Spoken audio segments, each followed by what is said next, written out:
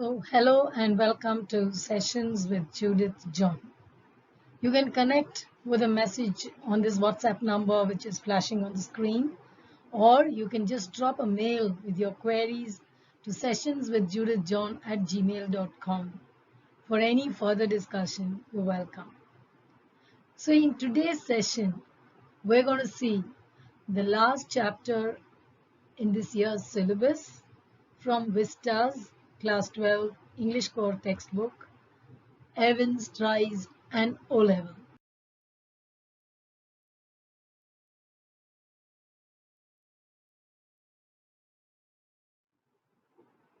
As we go into the chapter Evans tries an O-level, we'll have a small glimpse of the author Colin Dexter. Now in this story, Evans tries an O-level, written by Colin Dexter. You can see him here on screen. You can Google a little more about him. Whatever is shown here on the screen is also Googled. But what we have to know about him is that he has written this particular story. It's an interesting story depicting how a prisoner called James Evans Rodericks befools all the officers of the prison to escape under a well laid out plan. Despite the efforts of the prison authorities, Evans is able to escape. If you look at the storyline, it's a very common story across the world. Be it in whatever language, you would have surely seen movies, read stories about prisoners escaping. And it's from olden times said story of how prisoners escape, where the prisoner becomes the protagonist of the story. And we are on the side, even the readers, as readers, we also go on the side of the protagonist who becomes a real hero. And where law has loopholes, where the authorities fail to catch the prisoner. The story describes the conflict between the criminal and the law imposing authorities and how sharp a criminal is. So for the fourth time, you will see that Evans here in this story befools the prison officers and escapes. Somewhere you will see that the prison officers are not that alert or sharp or witty as the protagonist Evans himself. So let's go ahead to see more. Now we look at the theme of the story. If you look at the theme of the story, it's about crime and punishment. It calls for the readers to take a note of the loopholes in law. And be aware that not all prisoners are criminals. Like in this story here, Evans is not really a criminal. He's pictured to be a kleptomaniac. We'll talk about it later. And how the comparison between, if you can read or Google a little more about the prisons of those days, they were like living hell, where the prisoners were treated very, very badly, inhumanly, and they died, most of them died in a miserable state in prisons. But these days prisons, we are coming to modern day prisons, then today's prisons are more of rehabilitation centers, where the prisoners are allowed to educate themselves. Then the provisions are also better. They can even go ahead with their studies. They have a good library. They have prayers and meditation and a lot of things to rehabilitate them and bring them back into the mainstream society. So you will see that here in the story being reflected. And the title, the very title, Evans tries an O-level, is more like a statement. Now, if you look at, I would like to point out, please pronounce it as Evans. Evans is a British name, so please do not pronounce it in any other manner. It's Evans. Evans tries an O-level. O-level is a grade of an exam. And he writes an O-level exam in German. So he wants to qualify for that. He wants to be good or fluent with the the German language. Raising a discussion on whether prisoners should be given an opportunity of learning and education. Why? Because here you will see Evans himself, where he really expresses his desire to study more, write an exam, but his actual plan was to escape. So the exam was just a tool for him to escape. Now, if you look at the backdrop of the story, the whole story is a high drama that unfolds inside HM Prison, Oxford. Again, England. We know Oxford, it's there. Okay, where Evans, the protagonist, is kept. A small part is set in a hotel room in the latter part of the story where Evans escapes and goes. The value or message, if you look at in the story, is to develop alertness and smartness, be aware of criminals and punishment, crime and punishment on the whole, develop sympathy for prisoners. They are also human beings. Like here in this case, you will see Evans is not really a criminal. Realize the result of any kind of hasty work, rushed last hour work, or not living up to responsibilities in earnest, not working in earnestness. Okay, so all this goes into the message that the story conveys. So let's go ahead to learn more. Now, looking at the story, these are the main characters as flashed on the screen here. You can see the Secretary of the Examinations Board, the Governor of HM Prison, Oxford, and James Roderick Evans is the prisoner, the protagonist, the central character of the story around whom everything swirls. Then you will see there Mr. Jackson, prison officer, who inspects McClary, and he is the senior officer on D wing in the prison. Mr. Stevens is the prison officer again, but he's a new recruit and he guards Evans' cell, inspects cell before exam and escorts McClary out. Then you have the Reverend S. McClary.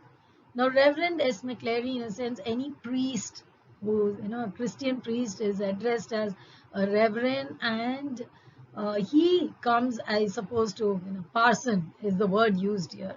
The parson is the priest there.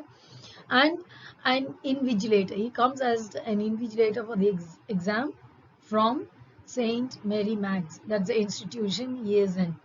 Okay. Then you have Mr. Carter, Detective Superintendent, and Mr. Bell, the Detective Chief Inspector. These are the main characters in the story. We have 8 of them to remember as we go on. And of course, the main person there in blue, you can see James Rodrigues. So here is the mind map of the story. In short, I've just tried to put it in those little blocks. Only the highlighted points. We have already seen the characters. So here, if you look at how he's called Evans the Break because he's been running away or escaping from the prison 3 times before what is mentioned here in the story. And how he is a kleptomaniac. Now that's important. He is not really a criminal, but a person with an illness called, kleptomania, where he feels like just taking away things of others. And otherwise, he's a very pleasant chap. He's a jolly-go-lucky person with a lot of friends, and everyone likes him. He's kind of a rock star. All right. And then you have this person here in the prison trying and planning his 4th time that he's going to escape. So here, the one who comes in the story as McClary. Here I'm just trying to highlight the main points of the story. McClary is not the original McClary or the actual parson or priest from St. Mary Mag's who's going to come. The original person is actually tied up and kept away in the morning itself by Evans's friends. And the one who comes to the prison is Evans's friend in the name of or disguised as McClary to invigilate the exam. Then you have Jackson who comes in. Jackson is the senior officer and D wing of the prison. He is the one who inspects McClary and gets him into the prison. But you'll see that while going out, it's Stevens who escorts him.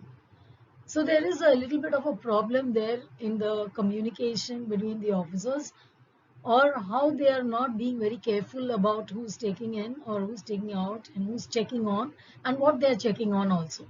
Because if you look at the precautions taken the day before the exam, the kind of checking that's done by Jackson in Evans's room or cell in the prison, he tries to find out, but then there are so many things he slips out.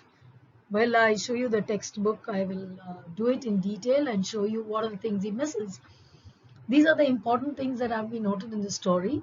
And then, of course, Stevens again, he's a junior, he's a new recruited person. So he's appointed to guard the cell, and the way he does it and how he inspects the cell before the exam and how he escorts McClary out.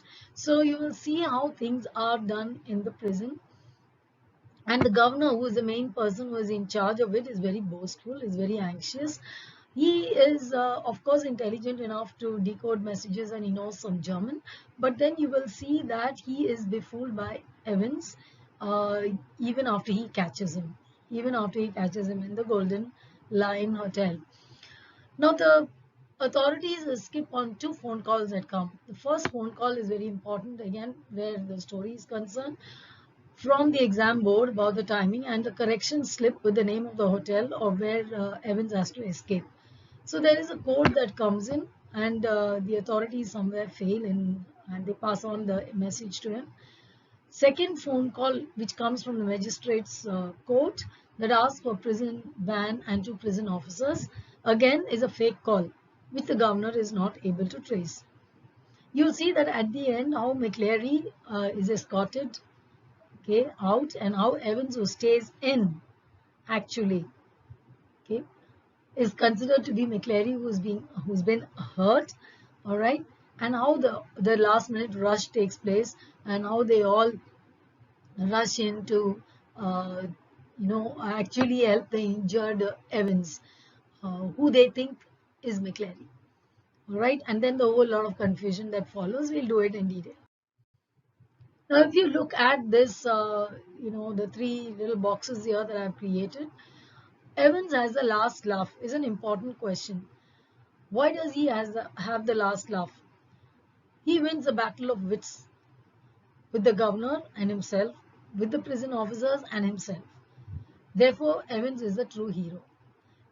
He seems to be the smarter one, who is able to look at the loopholes of whatever the authority has provided for him there. And he has good friends, okay, who are ready to help him and who are helping him really in the escape. And if you look at, he is smart to notice the weakness of the prison officers, how they have a soft corner for him because they don't consider him a real prisoner.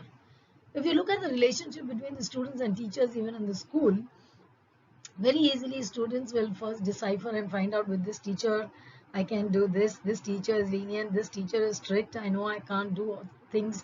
So here the same way, the prison officers also are looked at by the prisoners. So the prisoners really can identify that this particular, like here in this case, Evans knows that Jackson has a soft corner for him and he's liked by him actually. Okay, and then you will see that the whole plan of writing the O-level German exam is a long time plan. It's not a one-day plan. He plans it for a long time, even when the classes are arranged for him. From the time he is always there.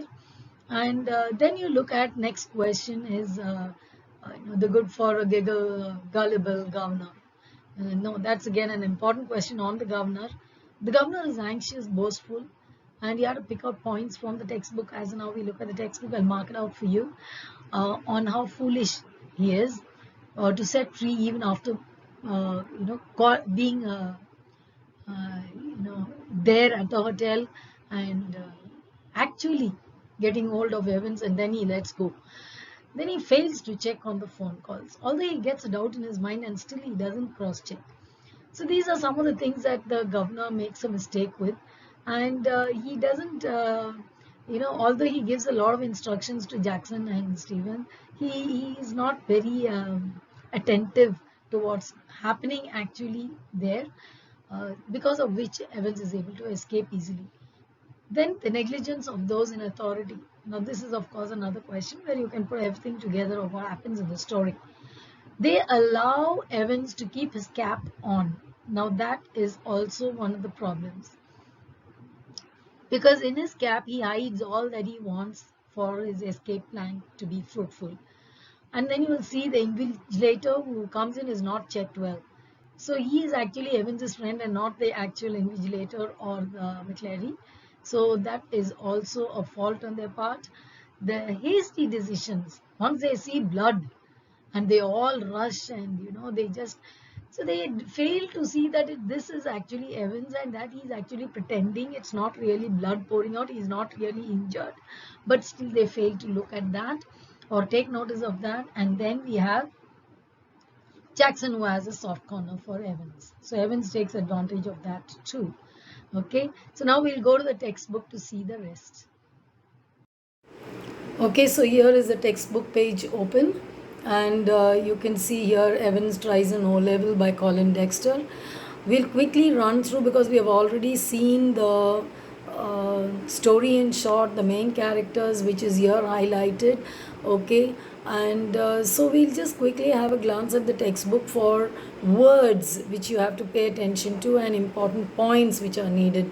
So here, if you have, first of all, the secretary of the examinations board who contacts the governor for Evans to write his German O-level exam. You can see it all highlighted in yellow, and the word chap in green here because chap is not really standard English, it's a slang pointing to Evans, who is not a very educated person and who is actually a prisoner, who calls for an individual tuition. Now this is important, why I have highlighted it over here, only because you will see you'll see how he engages his own friend in even for the German tuition that he is being arranged, he manages even that. Okay, and this whole thing here marked in yellow because it talks about Evans himself, who has no record of violence. Okay, he's a very pleasant person. He's kind of this stars at the Christmas concert. He is very active, jolly person, loved by all. Okay, and then he's a congenital kleptomaniac. Let's look at this in detail because you should know what it is about. So congenital means having a disease from birth, which is inherited disease, and kleptomaniac is a person, okay, whose inability to resist the urge to steal items, usually for reasons other than personal use or financial gain. So he's not a thief. It's only an illness and he just wants to take away others' things. Okay, so that's about him. Now, you'll see the word incommunicado here. Okay, incommunicado is actually kept in a place where others can't see, inside a closed room. So inside the prison cell or something like that here. So reiterated means repeated. Please do keep a pencil or pen and mark out in your book. Also keep your book open here, so it will be easier for you to follow. When you say slowly cradle the phone here, it means refers to the olden days phone. I've tried to put this little picture here to show how the olden days. So when you keep the phone, the receiver here, it's kind of cradled. It's placed actually. Now here, if you see on the next page, I've been highlighting here the German, little bit of German that's used in the lesson. So it's good luck, which means good luck here. Grubby, which means dirty. Okay. Bunk, which means a narrow bed. You can go on marking in your book also with a pen or pencil, so that will be easier for you. And curtly, which means short and dry. Okay, here Stevens is being described as a stout, bad-tempered and unfriendly person. Okay, someone who busts in means came in suddenly. Now these are the little words which you have to take note of. Evans is not very happy about the way things are being done. He's standing stiff over there and smoldered eyes, in burnt eyes. Why? Because he's trying to show his anger. Okay, he looked away with malice sideways. All this is unpleasantness. All right, then we go on to the next page and you will see there how the word loathed here, which means hated or disliked, and here splattered, which means pattered, which means sprinkled. And you will see how from here the timing is also given, where the exam starts and how everything happens. McClary comes in at what time, how they check him, what are the things he has. Okay, and then here we have the word swath, which means line. Okay, and conceded is confessed or opened up, spoke the truth. All right, and finally you will see here riveted means fixed, is on the textbook. And then the sound of falling, thud, onomatopoeia. Twang is also an onomatopoeia. What's an onomatopoeia? Sound words, where with the saying of the word itself you will get the meaning immediately. Thud, twang, so you will immediately get that. So here you have the exam is in progress. You can see it 9, 10, and exam is going on. All right, and how Jackson frisked his clothes. Frisk, what is frisk? Frisk is being just checked. Okay, pass the hands over in search for hidden weapons or drugs or other items. How you're checked before entering an exam hall. Usually you're frisked. Okay, thumb flicked. What is that? Okay, open the two grips or clutches on a suitcase. When you're opening the olden days suitcase, not in recent days, it's all zipped up. But otherwise, we just kind of have to put in our fingers and pull out the jerky movement to just open it up. So that's thumb flick. All right, and he refilled, so you're going to turn over something, especially the pages of a book quickly. That's what it means. All right, cursorily, all right, which means very casually through the pages. He was just going about. Demeanor is behavior. Okay, here we are just strengthening our vocabulary as we are going with the text. And ruffled is disturbed. Here there is a reference to the word hemorrhoids, which means those who are suffering from piles, basically, and that is referred to here as hemorrhoids. The proper word is hemorrhoids, and although people otherwise say piles.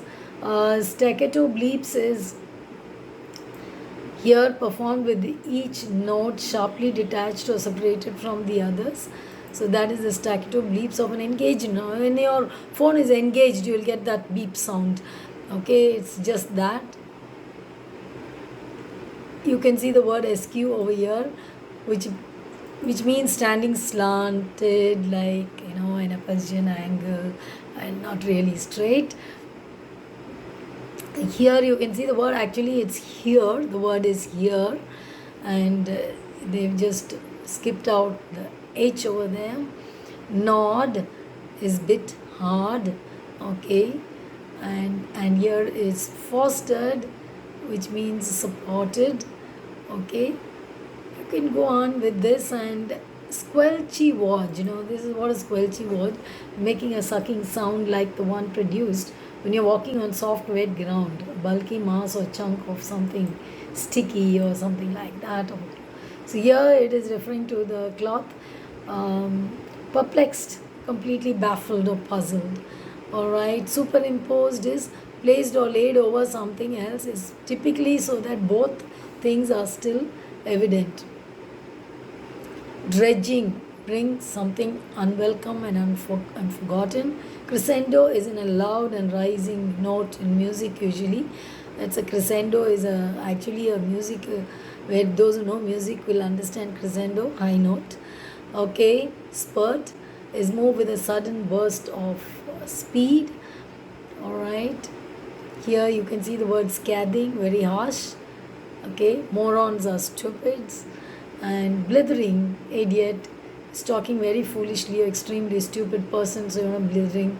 Okay, dear I have bracketed this. Now these are the many things that Evans has managed to hide in his cap, and where Jackson somehow skipped on really checking on that, and allowed him to keep his cap on.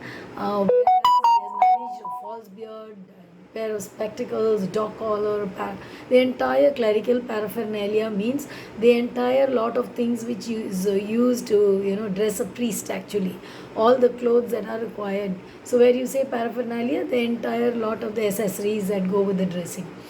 Okay, strident is loud and harsh. Okay, the gullible is a simpleton that the governor is. No one like not like Evans is too smart. All right, and groggy is weak, unable to walk. Okay, so you'll see here how it goes on. There are not many words here that you have to look on. The entire description of how he goes about with the blanket covering himself to do the lot of things. There is one important thing that you have to remember this part here about how he gets his himself to pretend like as though he is badly injured and blood pouring out. So how does he do that? With pig's blood from the slaughterhouse in Kidlington. He mixes that with actual blood a little bit with 1/10 of its own volume and 3.8% of trisodium citrate mixed, which doesn't allow it to clot, so it makes it remain fresh. See, he has learned even this. Evans is really smart, you will see. You will actually like him, although he is shown here as a prisoner and one who escapes.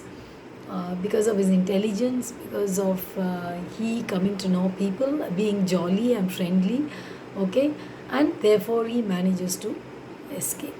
Now, one foolish thing that the governor does is he catches him at the Golden Lion Hotel, but after that, he allows him to escape by putting him in another van and not taking him along with him. So these are some of the things, loopholes in law. Okay. So finally he manages to escape to Newbury, which was the original plan in the story. If you read the story, surely you will enjoy and you will understand everything. These questions which are important and the important points have already been discussed. So enjoy learning.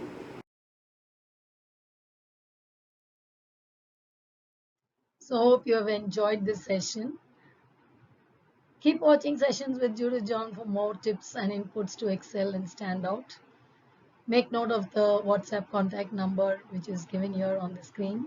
You can always text your doubts and queries in the comment box or mail me at sessionswithjudithjohn@gmail.com for online tutorial or related discussions. You can also contact me on this number for personal online coaching or doubt clearing sessions as per your requirement. Thank you. God bless you.